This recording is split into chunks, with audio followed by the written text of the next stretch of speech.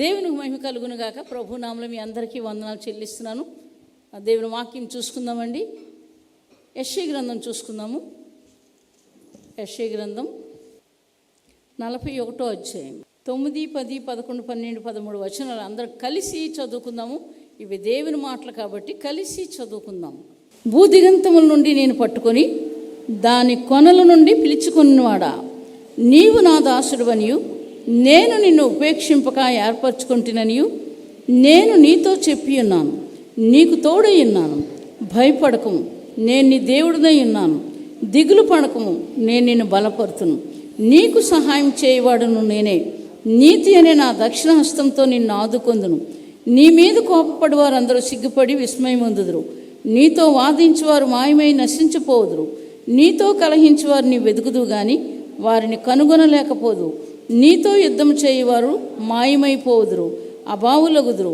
నీ దేవుడైన యెహోవాను అగు నేను భయపడకము, నేను నీకు సహాయం చేసేదనని చెప్పుచు నీ కుడి చేతిని పట్టుకొనిచున్నాను. దేవునికి మహిమ కలుగును గాక. ఈ మాటలన్నీ మీ హృదయంలో ఉండాలి. చిన్న ప్రార్థన చేసుకుందాం అందరం కలిసి. మహాపరిశుద్ధుడా, నీకు వందనాలు. నీ మాటలు మాకు దయచేయండి నాయనా. నీకు వందనాలు నాయనా. ఆనాడు ప్రవక్తలకు నీ మాటలు లేవు తండ్రి. దేవా, నీకు వందనాలు చెల్లిస్తున్నాం నాయనా. సహాయం చేయండి మాకు. ఈ దినాన్ని అందరికీ నీ మాటలు ఇచ్చినందుకు మీకు వందనాలు, కృతజ్ఞతాస్తుతులు. మా హృదయంలో చెరిగిపోకుండా సహాయం చేయండి. దుష్టుడు ఎత్తుకెళ్లకుండా సహాయం చేయండి. మీరు మాట్లాడండి, మార్చండి, మనుషులు మార్చండి, నీ వైపు తిప్పండి. యేసుక్రీస్తు నామమున అడిగి వేడుకొంచున్నాం తండ్రి, ఆమేన్. హల్లెలూయా, హల్లెలూయా.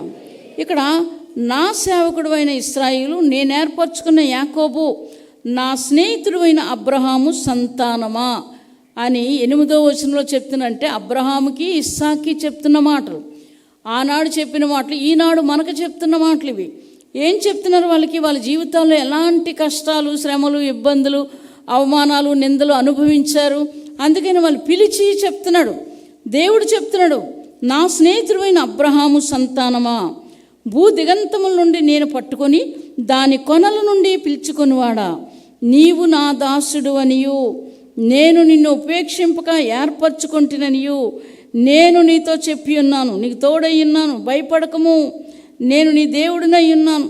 దిగులు పడకము, నేను నిన్ను బలపరుతును. నేను నీకు సహాయం చేయవాడు నేనే. నీతి అనే నా దక్షిణ హస్తంతో నిన్ను ఆదుకొందును. ఇక తర్వాత చూస్తే వాళ్ళ మీద ఎంతమంది తిరగబడ్డారో వాళ్ళందరి గురించి చెప్తున్నాడు. ఏమో నీ మీద కోప్పడి వారందరూ సిగ్గుపడతారు. నిజంగా అలాగే చేశారు. యేసేపు జీవితంలో మరి అన్నలు వచ్చి సాష్టాంగ నమస్కారం పెట్టారు. ఆయనకు వచ్చిన కళ్ళన్నీ జరిగాయి. కొంత టైం పట్టింది కానీ తప్పకుండా దేవుడు చేశాడు. నీతిమంతుల పక్షంగా దేవుడు కార్యం చేయబోతున్నాడు. దేవునికి మహిమ కలుగును గాక.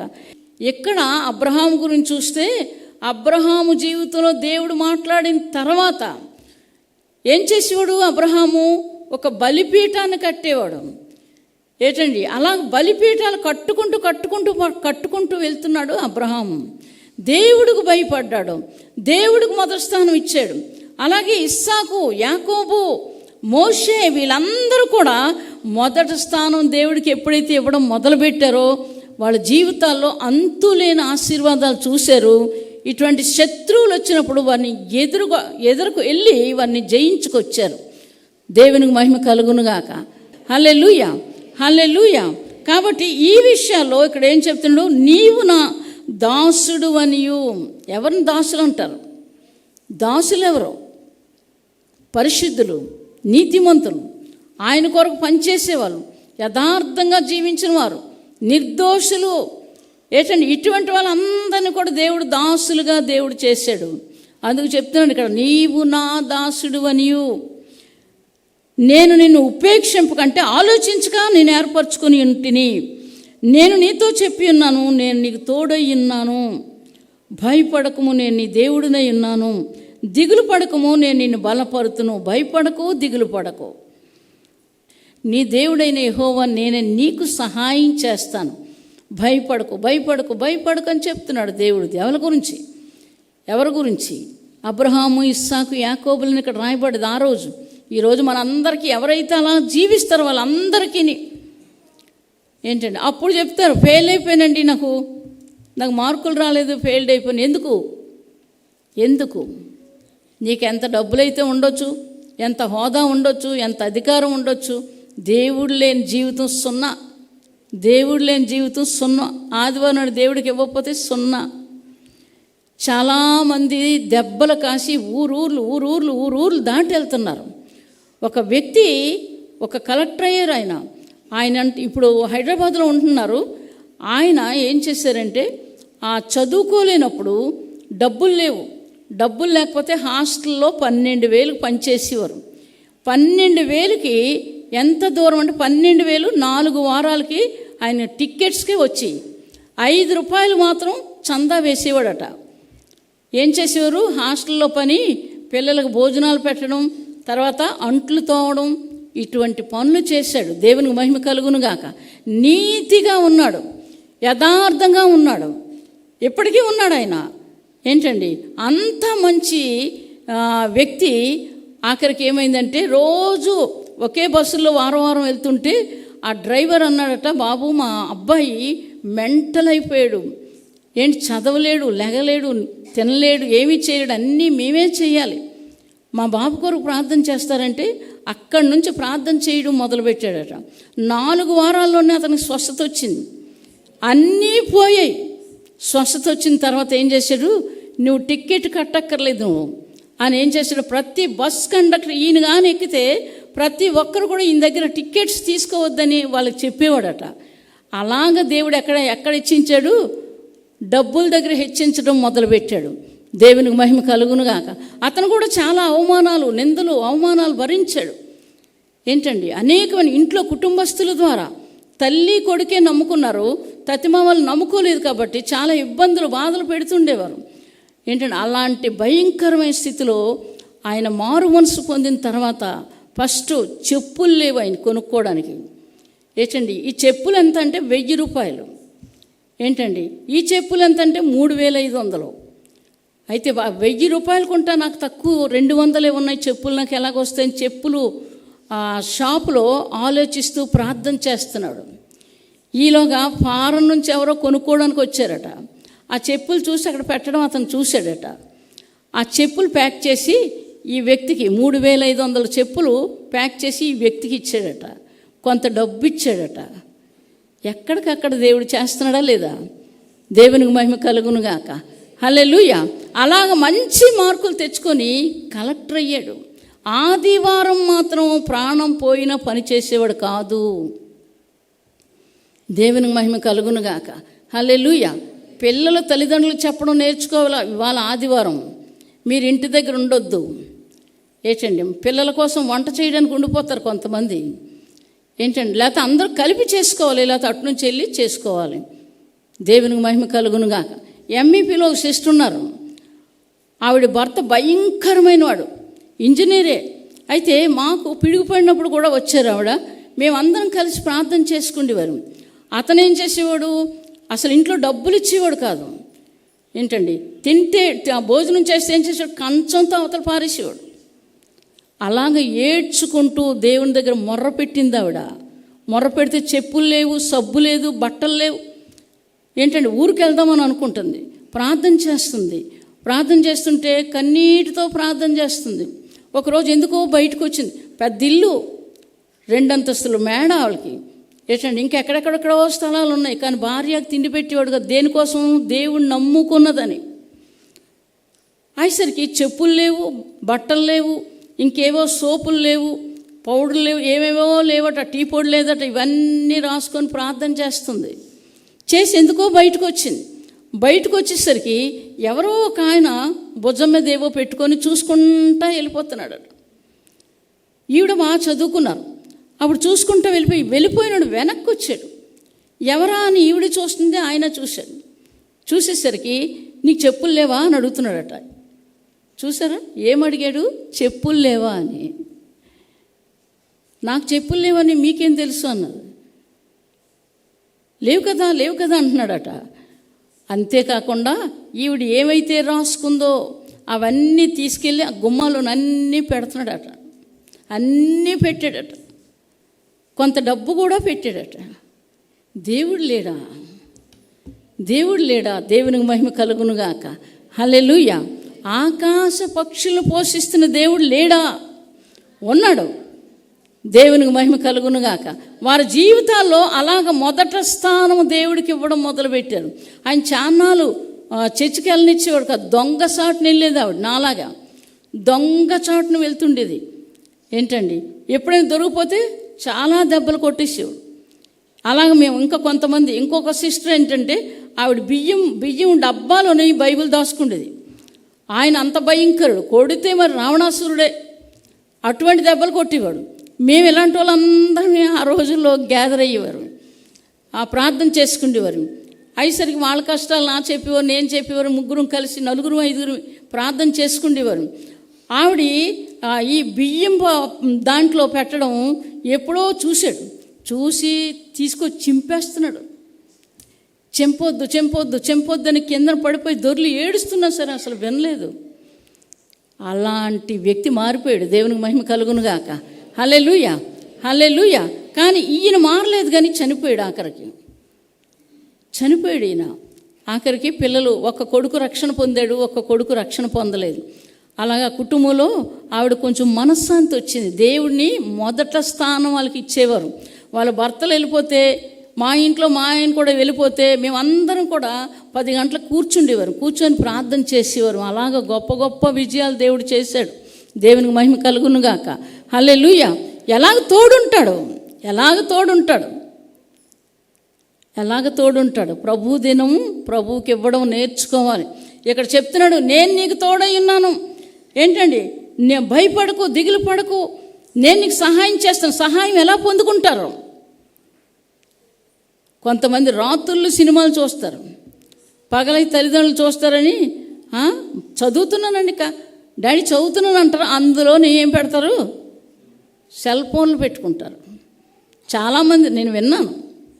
ఏంటంటే సెల్ ఫోన్లు ఎక్కడికి వచ్చి కూడా అలాగే చేస్తుంటారు కొంతమంది. అందుకే సెల్ ఫోన్ ముయ్యమని చెప్తున్నాం. దేవునికి మహిమ కలుగునుగాక. హల్లెలూయా. కాబట్టి నీ మీద కోప్పడి వారందరూ సిగ్గుపడి విస్మయమొందుదురు. అటువంటి పరిస్థితులన్నీ మనలోకి రావాలంటే మనం ఎలా జీవించాలి? దేవుడితో సహవాసం ఉండాలి. ఎప్పుడైతే సహవాసం ఉంటుందో ఈ అన్నిటికీ వారసులం అవుతాం, ఈ వాగ్దానాలకి. కాబట్టి ఇటువంటి జీవితాలు జీవించడం నేర్చుకోవాలి. నెహెమ్యా గురించి చూద్దామండి. నెహెమ్యా 9వ అధ్యాయం 29వ వచనం నుంచి ఇక్కడ భయంకరుడు, ఇక్కడ దేవుడి గురించి చెప్తున్నాడు నెహెమ్యా. వినలేదట, ప్రజలు వినలేదు, రాజులు వినలేదు, అక్కడున్న వ్యక్తులు వినలేదు, ఇశ్రాయేలు వినలేదు. వినకపోగానే దేవుడు ఏం చేశాట? ఏంటండి, వారి మీద ఏం చెప్తున్నాడు? అయితే నువ్వు మహోపకారమై ఉండి వారిని బొత్తిగా నాశనం చేయలేదు. కాబట్టి ఈ యొక్క భయంకరమైనటువంటి దేవుడికి భయపడినప్పుడు దేవుడు వారిని కనికరించాడు, కానీ వారు కనికరం పొందుకోలేదు. కాబట్టి వాళ్ళు చెదిరిపోయారట. ఇక్కడ ఇతర దేశాలకు వెళ్ళిపోయారు వాళ్ళు. అలాగ దేవుడు వాళ్ళు చేయడానికి కారణం ఆయన మాట వినక, ఆయన ఆజ్ఞలు పాటించక. ఏంటండి, ఇక్కడ ఇలా రాస్తుంది కదా, నేను చేస్తుంది తప్పు కదా అని మనం ఏం చేయాలి? దిద్దుకోవడం నేర్చుకోవాలి. దిద్దుకొని ఏంటంటే అవన్నీ మానేసి ఆయన వాక్యం ఏం చెప్తుందో అలాగే ఎప్పుడైతే చేస్తామో దేవుని కనికరం మనం పొందుకోగలుగుతాం. దేవునికి మహిమ కలుగునుగాక. హల్లెలూయా, హల్లెలూయా. ఇంకో మాట చూసుకుందామండి, నిర్గమాకాండం చూసుకుందాం. 14వ అధ్యాయం 13, 14, 15, 16, 17 వచనాలు. 13 నుంచి 17 వచనాలు నిర్గమాకాండం. అందుకు మోషే, భయపడుకుడి, యెహోవా మీకు నేడు కలుగజేయ రక్షణను మీరు ఊరక నిలిచిండి చూడుడి. మీరు నేడు చూచిన ఐగుప్తులను ఇక మీదట మరి ఎన్నడూనూ చూడరు. యెహోవా మీ పక్షమున యుద్ధము చేయను, మీరు ఊరక ఉండవలనని ప్రజలతో చెప్పెను. అంతలో యెహోవా మోషేతో, నీవేళ నాకు మొర్రపెట్టుచున్నావు? సాగిపోవుడి అని ఇజ్రాయెల్తో చెప్పుము. నీవు నీ కర్రను ఎత్తి ఆ సముద్రం వైపు నీ చెయ్యి చాపి దాని పాయలుగా చేము. అప్పుడు ఇజ్రాయేలు సముద్రం మధ్యన ఆరిన నేల మీద నడిచిపోవుదురు. ఇదిగో నేనే ఐగుప్తుల హృదయములను కఠినపరచుదును, వారు వీరిని తరుముదురు. నేను ఫరో వలనను అతని సమస్త సేనల వలనను అతని రథముల వలనను అతని గుర్రపు రౌతుల వలనను నాకు మహిమ తెచ్చుకుందును. చాలు దేవునికి మహిమ కలుగును గాక. హల్లెలూయా. మరి ఎంత భయపడుతున్నారు వీళ్ళందరూ, ఎంత భయపడుతున్నారో. అందుకు మోషే చెప్తున్నాడు, అందుకు మోషే భయపడకుడి, యెహోవా మీకు నేడు కలగజేయ రక్షణ మీరు ఊరకే నిల్చుండి చూడుడి. మీరు నేడు చూచిన ఈ ఐగుప్తీయుల మీద మరి ఎన్నడూ చూడరు. దేవునికి మహిమ కలుగునుగాక. మన జీవితాల్లో వచ్చినటువంటి శ్రమలే కానీ, బాధలే కానీ, ఇబ్బందులే కానీ, ఎటువంటి భయంకరమైన ఏ పరిస్థితుల్లోనూ వాళ్ళు మొర్రపెట్టి బయటకు వచ్చేసారు. వాళ్ళని తీసుకొచ్చాడు. సముద్రం 6 నెలలుగా చేసి అందులోంచి బయటకు తీసుకొచ్చిన ఆ మహాదేవుడికి వాళ్ళు ఏం చేశారు, మొర్రపెట్టినప్పుడు దేవుడు వారిని విడిపించాడు. ఎంత శక్తిని అక్కడ కుమ్మరించాడు దేవుడు. అది చూసి కూడా వాళ్ళు ఏం చేశారు, వెనక్కి వెళ్ళిపోయారు. వారు ఇంతెంత గొప్ప కార్యాలు చూసి మన జీవితాల్లో అలాంటి జీవితం ఉందేమో చూసుకోవాలి. మన పిల్లలు బాగోవాలంటే ఏం చేయాలి, పెద్దవాళ్ళు పరిశుద్ధంగా బ్రతకాలి. ఇదే అధ్యాయాల్లో చెప్తాడు. ఏంటండి, నీ పిల్లలకి ఎక్కడ కట్టాలి, నుదట బాసికంలాగా ఉండాలట. ఏంటి, దేవుని వాక్యము ఎక్కడ కట్టాలి, బాసికంలాగా ఉండాలి. ఆ పిల్లలు ఏం చేయాలి, వారి పిల్లలకి చెప్పాలి. 6 పిల్లలు ఏం చేయాలి, 6 పిల్లలకు చెప్పాలి. తరతరాలకు ఇది కట్టడా అని ఇదే అధ్యాయంలో మోషేకి దేవుడు చెప్తాడు. కాబట్టి మీ పిల్లలు మీరేం చేస్తున్నారో చూసుకోండి. పరీక్షలను ప్రార్థన చేయండి అని చెప్తారు. పిల్లలు ఎక్కడ ఉంచుతారు, పిల్లలు ఎక్కడున్నారు? పరీక్షలు 10th class, intermediate, degree, PG చేసిన పిల్లలందరూ చాలామంది రాలేదు.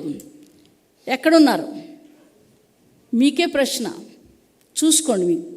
కాబట్టి ఇక్కడ వీళ్ళందరినీ విడిపించిన తర్వాత భయపడకడి అని దేవుడు వారిని ఆశీర్వదించాడు తీసుకొచ్చి. కానీ వారు ఎవ్వరు మాటలు వినలేదు. తోవంట వెళ్ళిపోతే ఈ రాజ్యాన్ని మీరు తీసుకుంటారు కాబట్టి ఈ త్రోవను కూడా మీరు వెళ్ళొద్దు అని రాజు చెప్తాడు. అప్పుడు దేవుడి దగ్గర మొరపెడతారు, మీరు వాళ్ళతో యుద్ధం చేసి ఆ రాజ్యాన్ని తీసుకోండి అని చెప్తాడు దేవుడు. దేవునికి మహిమ కలుగునుగాక.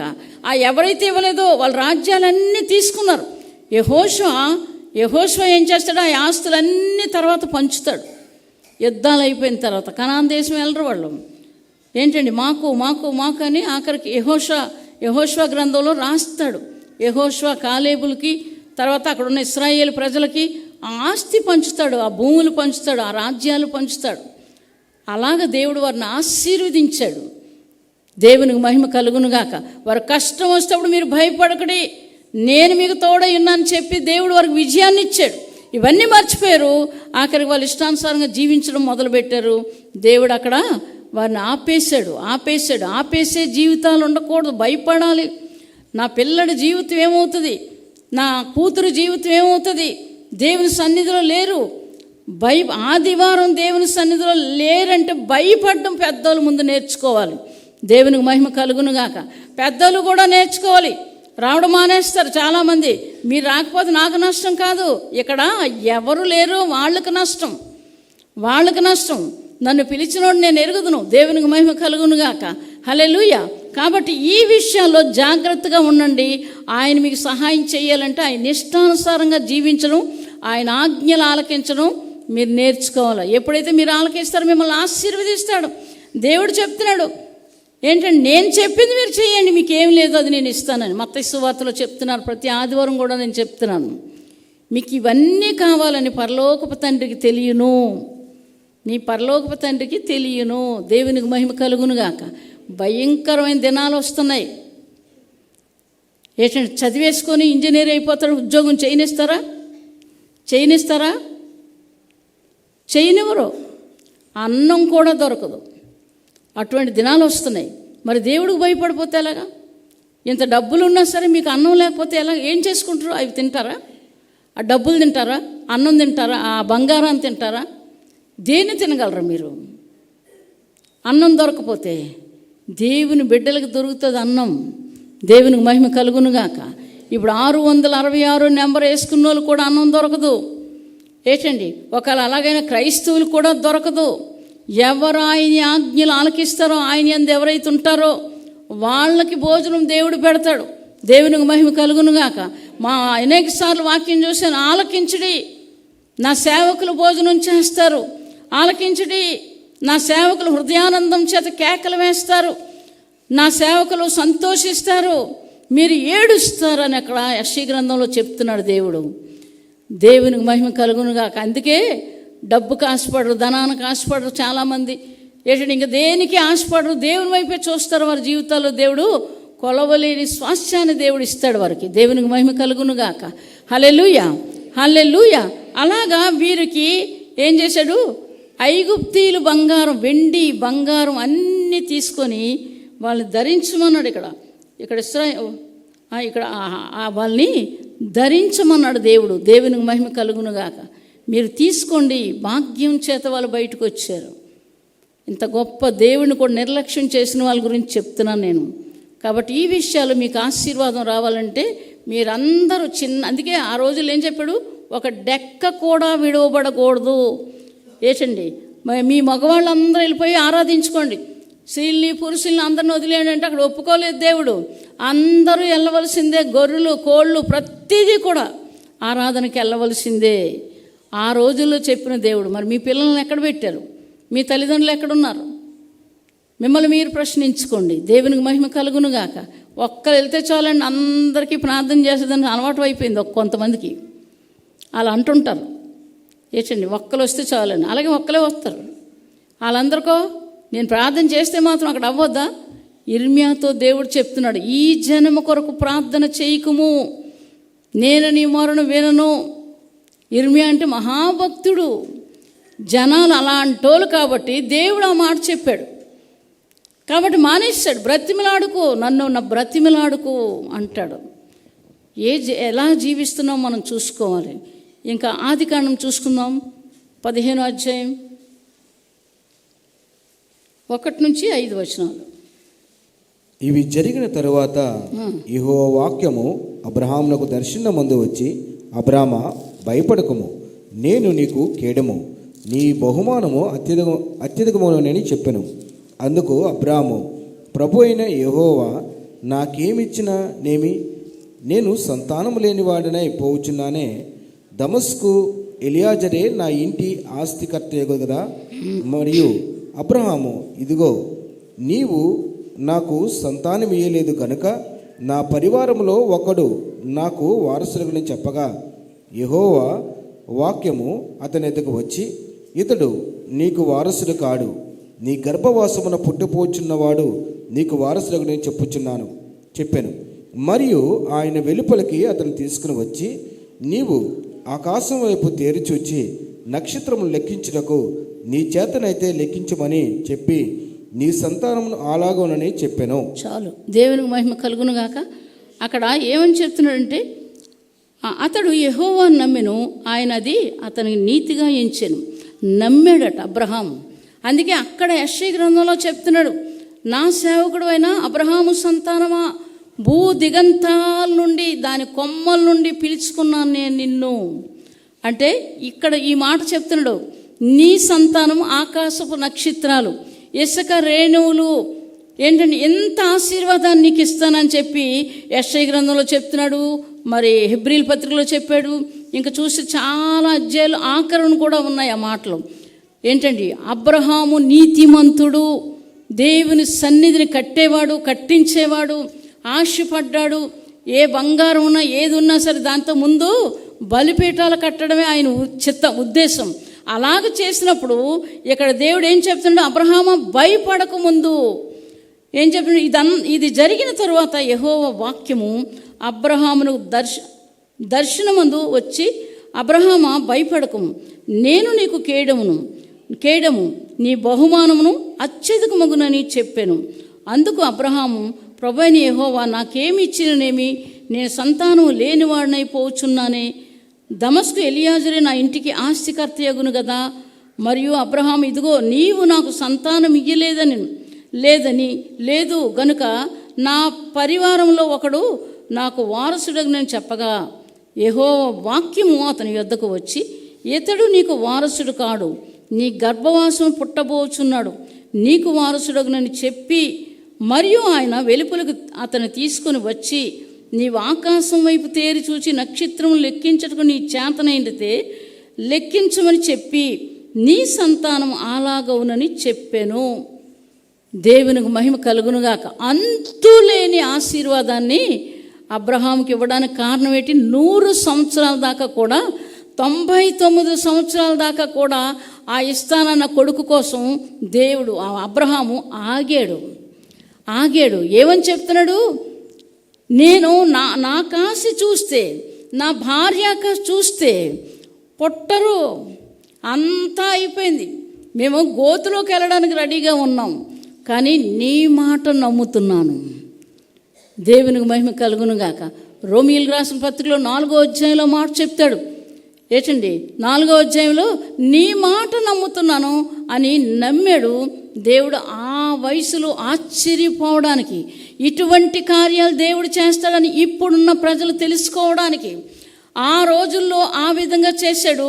ఇప్పుడున్న వాళ్ళు కూడా అలాగే పుట్టారు. ఎంతమందో దేవుడు ఇచ్చాడు. ఒక ఆమె 45 సంవత్సరాలు, ఏంటండి మాకు పుట్టరండి, నా దగ్గరికి వచ్చి అంటున్నారు, పిల్లలు కావాలండి, ఎవరో చెప్తే వచ్చాము, ఏంటండి ప్రార్థన చేయించుకోవడానికి. ఈవిడికి 45, నాకు 50, పుట్టరు అంటున్నాడు. చూసారా? అప్పుడు ఒకేసారి నేను చెయ్యేసి పొట్ట మీద ప్రార్థన చేశాను. పాలు ఎలాగుంటే అలా పుట్టాడు.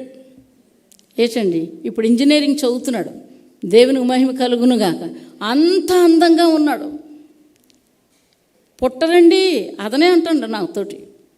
దేవుడికి అసాధ్యమైంది ఏదీ లేదు. నమ్మడం నేర్చుకోవాలి. అబ్రహాము నమ్మాడు. 99 సంవత్సరాల దాకా ఎదురు చూశాడు. ఎదురు చూడడం నేర్చుకోవాలి, సనగడం కాదు.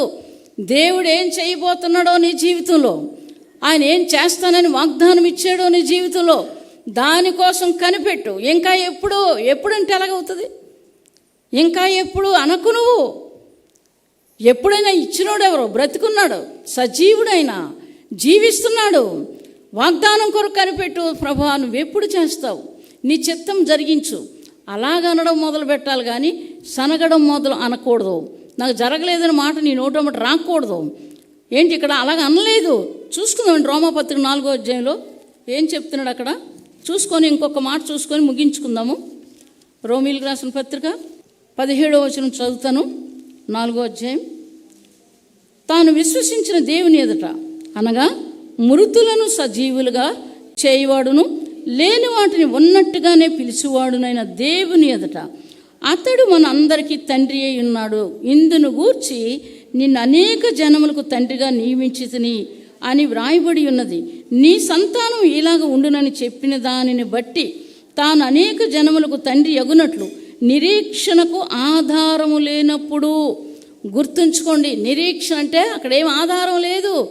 ఆయన శరీరంలో కానీ భార్య శరీరంలో ఆధారం ఏమీ లేదు. కానీ ఏం చేశాడు? లేనప్పుడు అతడు నిరీక్షణ కలిగి నమ్మెను. మరియు అతడు విశ్వాసమందు బలహీనుడు కాక రమారమి 100 ఏండ్లు వయసు గలవాడై ఉండి అప్పటికి తన శరీరం మృతతుల్యమైనట్టును శారాగర్భము మృతతుల్యమైనట్టును ఆలోచించును. కానీ ఆ విశ్వాసం వలన దేవుని వాగ్దానమును గూర్చి సందేహించలేదట. దేవుని మహింపరిచి ఆయన వాగ్దానం చేసిన దాన్ని నెరవేర్చుటకు సమర్థుడని రూఢిగా విశ్వసించి విశ్వాసం వలన బలము నొందెను. అందుచేత అది అతనికి నీతిగా ఎంచబడును. అది అతనికి ఎంచబడినని అతని నిమిత్తమే మాత్రమే కాదు కానీ మన ప్రభువైన యేసుని మృతులలో నుండి లేపిన వాని యందు విశ్వాసం ఉంచిన మనకును ఎంచబడినని మన నిమిత్తము కూడా వ్రాయబడేను.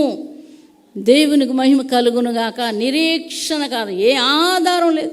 ఎలా జరుగుతుంది ఇది ఎలా జరుగుతుంది? శూన్యం నా జీవితంలో, అసలు ఆస్కారం లేదే. నీకిచ్చిన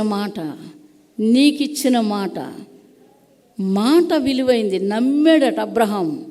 15వ అధ్యాయంలో కూడా నమ్మాడట. ఇక్కడ కూడా ఆధారం లేనప్పుడు నమ్మాడట. ఉన్నది లేనట్లుగా, లేనిది ఉన్నట్లుగా చేయగలడు. నమ్ముతున్నావా అసలు? బాబోయ్, భయంకరమైన తగాదాలండి, భయంకరమైన కోర్టులు, చంపేస్తానంటున్నారు. ఇటువంటి అన్నీ మనం అనుకుంటాం. దేవుడు ఒక మాట చెప్తున్నాడు. 54వ అధ్యాయం చూసుకుందాం. యెషయా గ్రంథం 54లో ఒక మాట చెప్తున్నాడు.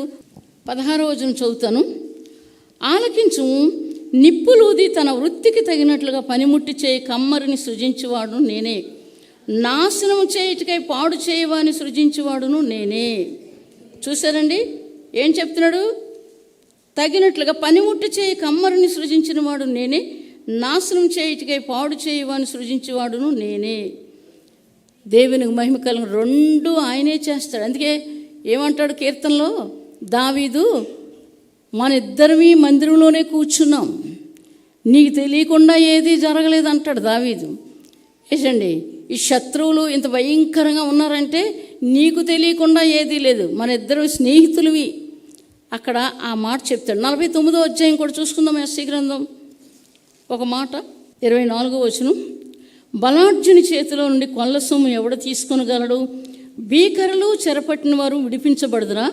యెహోవా ఇలాగ సెలవిచ్చుచున్నాడు, బలాఢ్యులు చెరపట్టిన వారు సహితము విడిపింపబడుదురు, భీకరులు చెరపట్టిన వారు విడిపింపబడుదురు. నీతో యుద్ధము చేయవారితో నేనే యుద్ధము చేసేదను, నీ పిల్లలను నేను రక్షించేదను. యెహోవానైన నేను నీ రక్షకుడననియు, యాకోబు బలవంతుడిని విమోచకుడనియు మనుషులందరూ ఎరుగునట్లు నిన్ను బాధించే వారికి తమ స్వమాంసమును తినిపించేదను. క్రొత్త ద్రాక్షారసము చేత మత్తులగునట్లుగా తమ రక్తము చేత వారు మత్తులగుదురు. ఎవరిని నమ్ముకున్నాము? భీకరులు చెరపట్టిన వారు, బలాఢ్యుల చేతిలో ఉండి కొల్ల సొమ్ము ఎవడ తీసుకొనగలడు?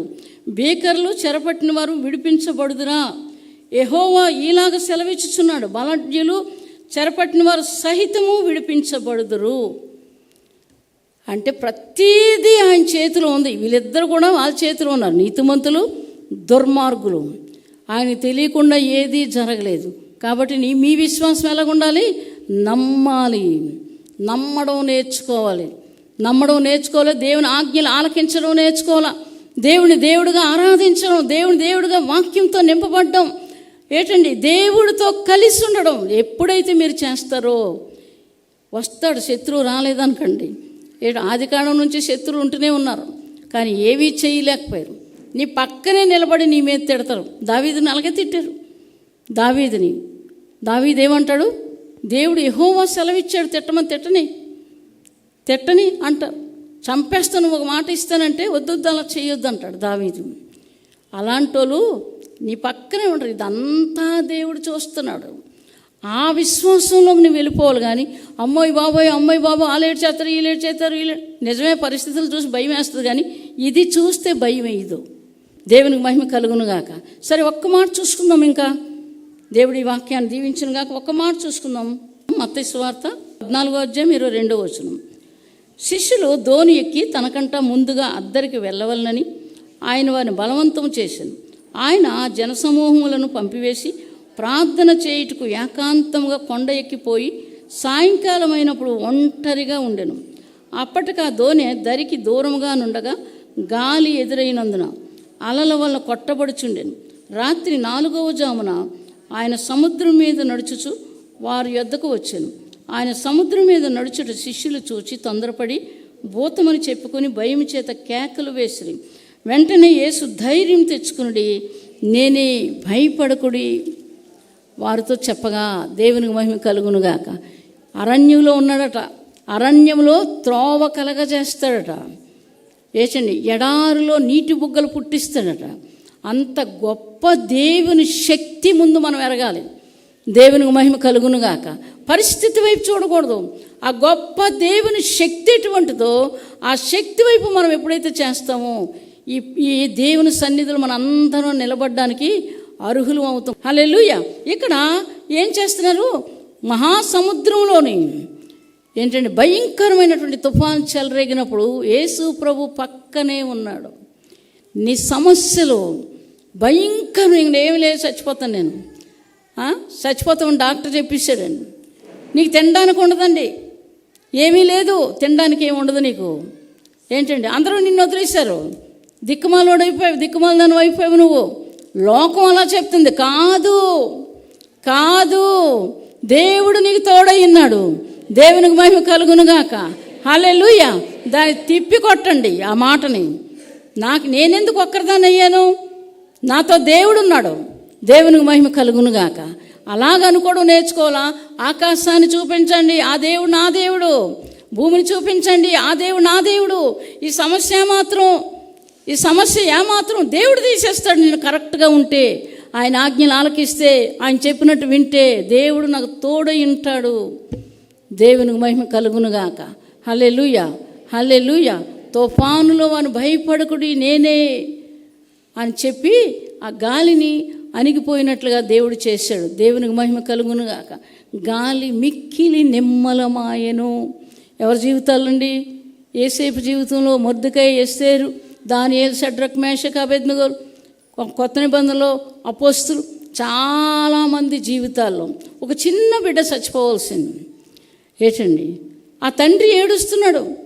ఆ బిడ్డ తండ్రి ఏంటండి, అనేకులు అక్కడికి వెళ్ళి ఏడుస్తున్నారు. యేసు ప్రభువారు చెప్తున్నారు, భయపడకు, ఈ చిన్నది నిద్రిస్తుంది అని చెప్పి ఆయన చెయ్యి పట్టుకొని లేపాడు. గాలి అణిగిపోయిందా లేదా? ఆ సమస్య తీరిపోయిందా లేదా? అటువంటి దేవుణ్ణి కలిగి ఉన్నాను. డబ్బు సంపాదించుకొని పెద్ద అంతస్తులు కట్టారని నేను చెప్పట్లేదు. దేవుణ్ణి కలిగి ఉన్నారు. ఇస్తాడు అలాంటి ఇవ్వడాన్ని నన్ను ఎందుకండి ఇచ్చాడు. దాంతోపాటు సమస్యలు కూడా ఉన్నాయి.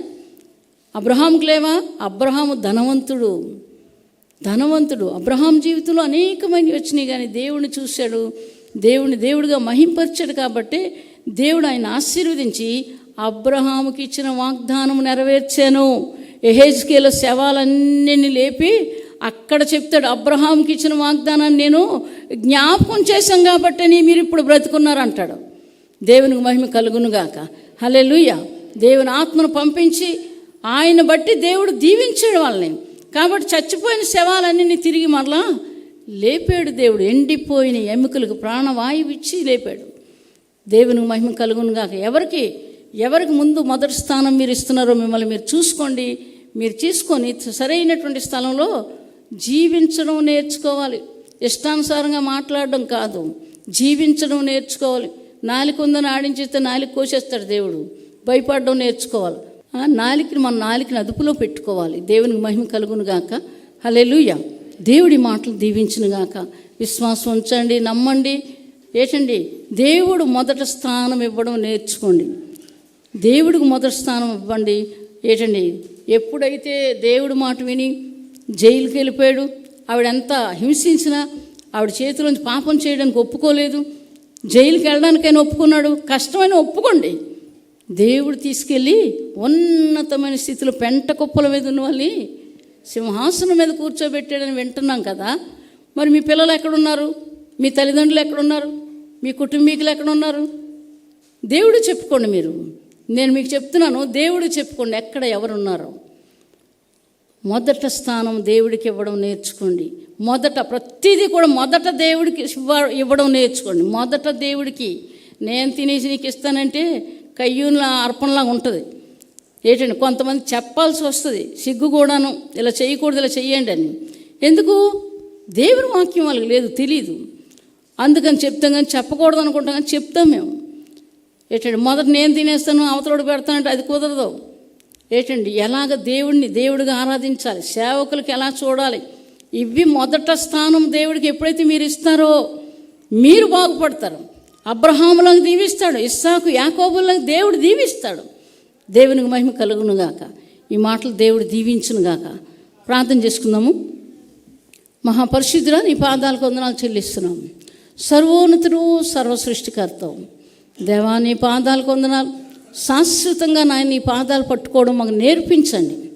శాశ్వతంగా మాకు నేర్పించు తండ్రి. నీకు వందనాలు నాయన. ఊరికినే పుట్టినోడు పెద్దోడు అయిపోలేదు నాయన. నువ్వు పెంచి పెద్ద చేశావు నాయన. తల్లిదండ్రులు పెంచి పెద్ద చేశారు ప్రభా నాయన. దాన్ని వారు ఎరిగినట్లుగా మొదట స్థానం నీకు ఇచ్చేటట్లుగా సహాయం చేయండి.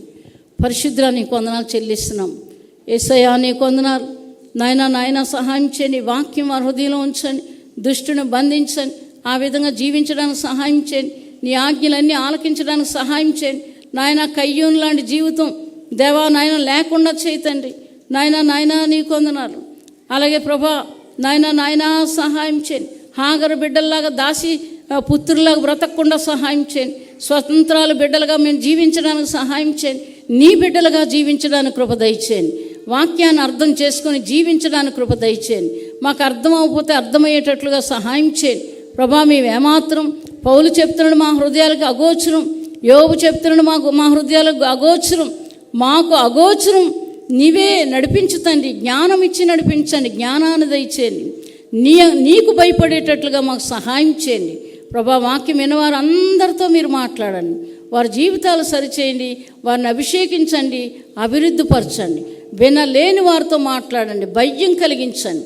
ఎవరైతే వినలేదో నాయన వారికి బుద్ధి చెప్పి మీ శిక్షను విధించండి తండ్రి. నాయన నీకు వందనాలు, నీ వైపు తిరగడానికి నీ శిక్షలు పంపించమని అడుగుచున్నాం, సహాయం చేయండి నాయన. నీకు వందనాలు ప్రభా, సహాయం చేయండి తండ్రి. నాయన ఆదరించండి, కాపాడండి, భద్రపరచండి, దీవించు తండ్రి. నీకు వందనాలు. శత్రువుని బంధించు ప్రభా నాయన, గొప్ప విడుదల అందరికీ మాకు దయచేయండి. యేసుక్రీస్తు నామమును వేడుకొని ప్రార్థిస్తున్నాం తండ్రి, ఆమేన్. హల్లెలూయా, హల్లెలూయా. ఆశల